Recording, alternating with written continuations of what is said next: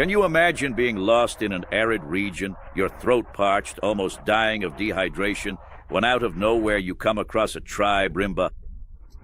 You can hardly believe your luck. They welcome you with big smiles and a celebration that feels like a true oasis of joy in the middle of that desert landscape. And then, just when you think their hospitality couldn't be any more surprising, the host comes over and, without ceremony, offers you his wife. That's right. You heard that correctly. At that moment, you stop and think. Am I hallucinating from the heat? But no, it's real. Among the Himba, this gesture is more than just a simple offer. It's a profound symbol of trust and respect. So, what about you? What would you do? Would you accept the invitation or stay dry? Oops, I mean thirsty? Are you curious? Then get ready, because what comes next will surprise you. The Himba people are mainly located in the north of Namibia, in a region known as Kunene, which is also called Kaukoland. This area is characterized by vast desert landscapes and mountains, an arid environment where they have lived for centuries, maintaining their traditions and nomadic lifestyle.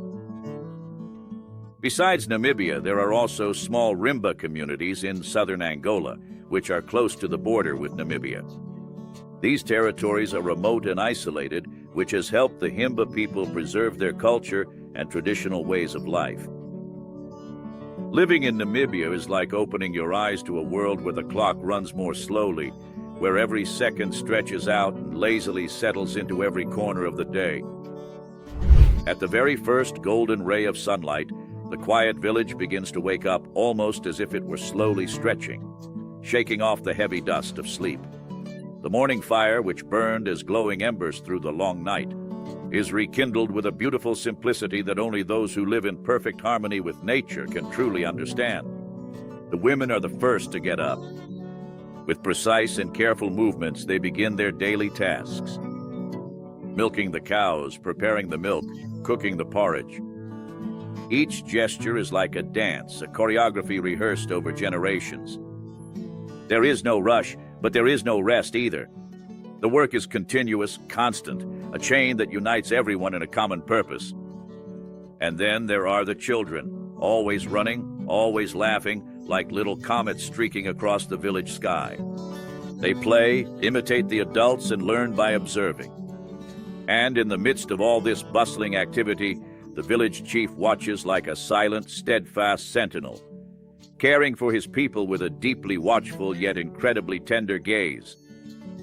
The men, on the other hand, have a different routine. They leave early to herd the flocks, guiding the goats and cows across the dry fields. The sound of the animals' bells echoes through the village, a melody that accompanies the rhythm of life there. And so, as the sun rises in the sky, the village moves, slowly and rhythmically, like a heart beating strong and steady. The Himba women have a ritual that goes beyond vanity. It's as if it were an embrace from the earth itself. Every day, they prepare a mixture called otjiza, a reddish paste made from ochre and animal fat, which is almost like a second skin. But look, this paste isn't just to look pretty, no. It's a true protective layer against the relentless sun that never lets up in the desert, and also against the annoying insects that live there. It's as if nature itself offered its own shield to protect these resilient women. By covering their bodies with this red paste, it's as if they carried the desert with them, making it clear that they belong to that place. An arid land, but full of life. And that's not all. Otjiza is also a way of expressing who they are, as if saying to the world, I am Himba. I am from here. Now imagine living in a place where water is so precious that every drop is worth more than gold. For the Himba, bathing as we are used to would be an unthinkable luxury. But they have discovered an ingenious way to maintain purity, the smoke bath. The smoke rises, winding through the air, enveloping each body with the scent of desert herbs. It's as if the soul of each Himba were purified by the embrace of nature, a silent ritual that cleanses and revitalizes without ever wasting the essence of life. While the rest of the world chases after soaps and shampoos, the Himba trust in ancient wisdom, where smoke not only cleanses but also connects, creating an invisible bridge between man and the earth. And you? Would you clean your nether regions with just smoke? Or would you have the courage to face a smoked woman? Tell me, I love reading your comments. Among the Himba, hospitality takes forms that for many seem like a mystery. When a visitor arrives, they are not just greeted with smiles and kind words. In some cases, he is honored with a gift that carries the weight of centuries of tradition, the host's wife. Can you imagine if everyday life were like that? You visit your friend's house and out of nowhere he says, "Go ahead, buddy. My wife is already ready, just waiting in the bedroom." What would you do? To an outsider, this might seem strange, even unsettling. But for the Rimba, it is a gesture of trust and respect. It's as if, by offering what is most precious, they were saying, "Here, you are one of us. We share everything, even what is dearest to us." There is a subtle irony here. In an act that could be seen as cold or impersonal, there is a deep intimacy, a way of showing that in the end, we are all part of the same great human family.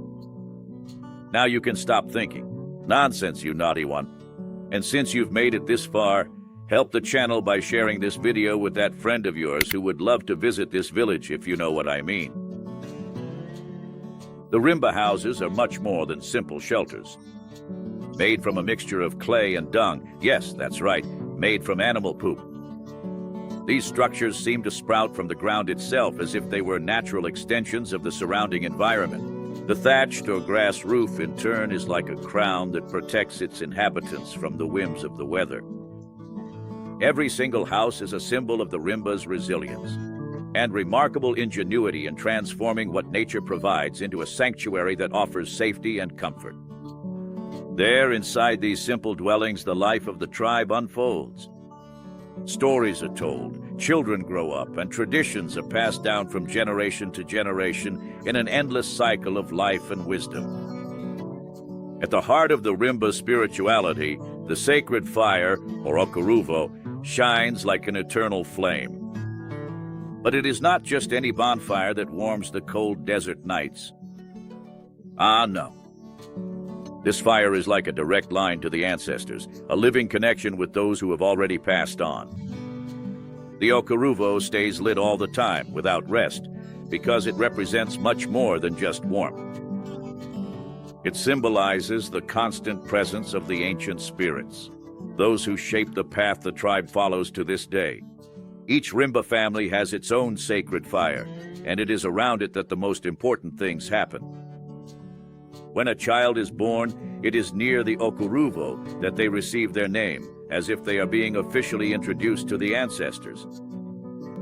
And when someone dies, it is at this same fire that the living say their goodbyes, sending messages of protection and asking for guidance from beyond. This fire never goes out, because for the Rimba, it is like a bridge, always open, connecting the present to the past, the living to the dead. But it's not just the fire that carries all this importance.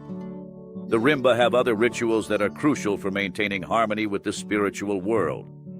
They sacrifice animals, for example, to please the spirits and ensure a good harvest or that the tribe's health remains strong.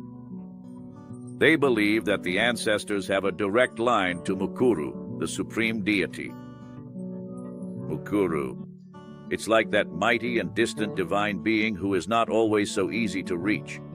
So it is through the spirits of their ancestors that the Rimba establish a connection with him, asking for help, giving thanks for blessings, and ensuring that the bond with the sacred is never broken. The clothing. The women wear skirts made from animal skins, decorated with beads and shells, and adorn their bodies with necklaces, bracelets, and anklets. Each piece carries a special meaning, such as age or marital status. The women's hair is braided and covered with odis, a paste made of ochre and animal fat. Hairstyles, by the way, vary according to the stage of life. Young girls have simpler styles, while adult women wear more elaborate braids, signaling their social status and motherhood. Himba men, on the other hand, maintain a more discreet appearance.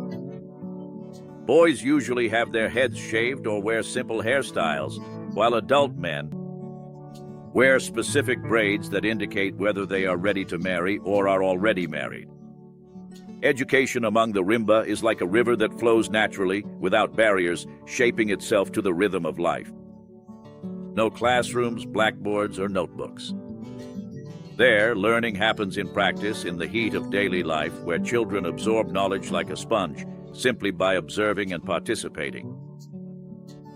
The boys follow in the footsteps of the men, tending to the cattle and learning to be the guardians of the herd, while the girls, with their skillful hands, learn from an early age the art of caring for the home, preparing food, and creating the ornaments that are like a trademark of the tribe. For them, playing and learning are like two sides of the same coin. The lessons come from stories told at night around the fire, from songs that echo across the desert, and from dances that set the rhythm of life. There's no such thing as boring classes here. Learning is light, it's organic, it's like breathing. It's true that with the advance of modernity, some Himba children have started attending formal schools. But this is still something rare and not always easy. School, with its rules and rigid schedules, often doesn't fit with the nomadic lifestyle and the strong connection to tradition that the Himba have.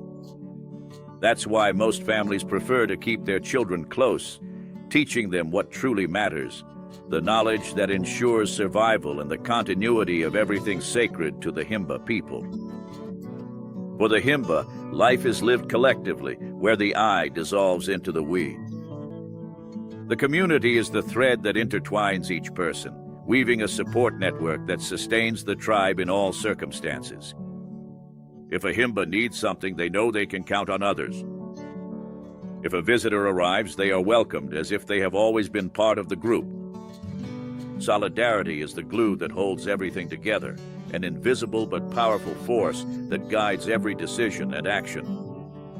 When there is a good harvest, everyone celebrates. When drought threatens, everyone comes together to find solutions. The community is like a great organism, where each member is a vital cell, contributing to the well-being of the whole. That is why the Himba are able to survive in such a harsh environment. Because for them, true strength lies in unity, in the certainty that together they can face any challenge the desert throws at them. So, my friend, if you've made it this far, it's because you enjoyed the content. So comment Himba so I know who the loyal subscribers are. If you want to learn more about this tribe and other social aspects of various countries, check out the video that's appearing on the screen. Thanks, everyone, and see you next time.